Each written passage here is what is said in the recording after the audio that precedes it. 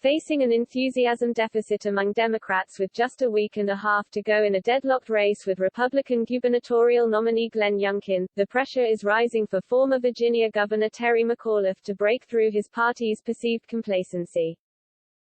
"We need people to get out and vote. I cannot tell you how important it is," McAuliffe told reporters on Friday after the kickoff in Arlington, Virginia, of his Get Out the Vote bus tour.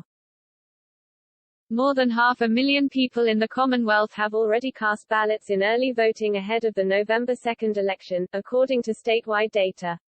And McAuliffe's game plan is to boost turnout among Democrats and independent voters. "This is going to be the largest voter turnout of a non-presidential year in the history of the Commonwealth of Virginia," McAuliffe predicted. "That's what Democrats in Virginia and across the country are hoping for in the closely watched race with national implications, as it's seen as a key bellwether ahead of the 2022 midterm elections." Virginia and New Jersey are the only two states in the nation to hold races for governor in the year after a presidential election. And that guarantees they both receive outsized attention across the country. Since New Jersey is a solidly blue state, Virginia, which remains competitive between the two major parties, grabs the lion's share of the national spotlight.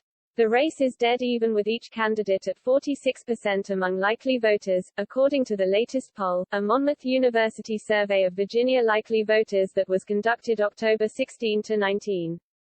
An average of all of the most recent surveys indicates McAuliffe with a razor-thin 2-point edge over Youngkin, meaning it's a margin of error race. McAuliffe held a mid-single-digit advantage over Youngkin over the summer, but the showdown has tightened since Labor Day.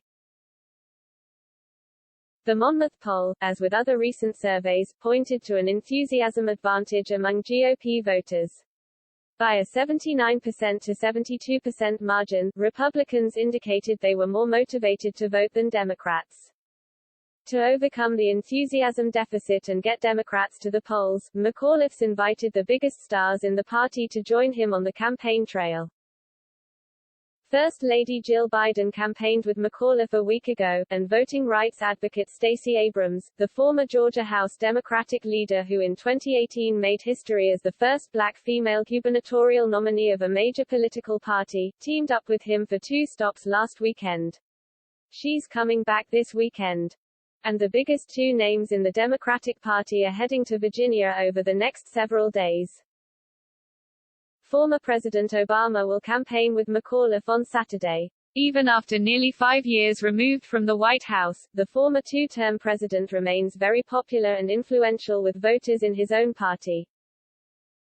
And Biden will team up with McAuliffe on Tuesday. Even though Biden's overall approval ratings in Virginia have deteriorated, he's still a major draw for Democratic voters.